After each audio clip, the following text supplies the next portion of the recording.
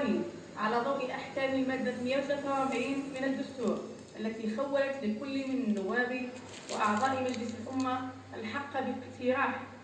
وبالمبادرة بالقوانين دون تحديد عدد معين من نواب المجلس الشعبي الوطني أو أعضاء مجلس الأمة للتوقيع عليه، مما يبين الإرادة السياسية للدولة والتي ترجمها بوضوح المؤسس الدستوري سنة 2020. في إشارة أوسع لعضو البرلمان في صناعة القوانين وترجمة تطلعات الشعب ومطالبه باعتباره صاحب الاختصاص الأصيل، وذلك مع مراعاة احترام ازدواجية التشريع.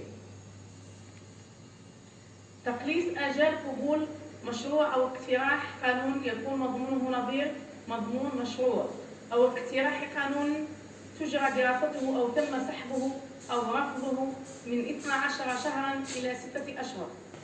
أو تم سحبه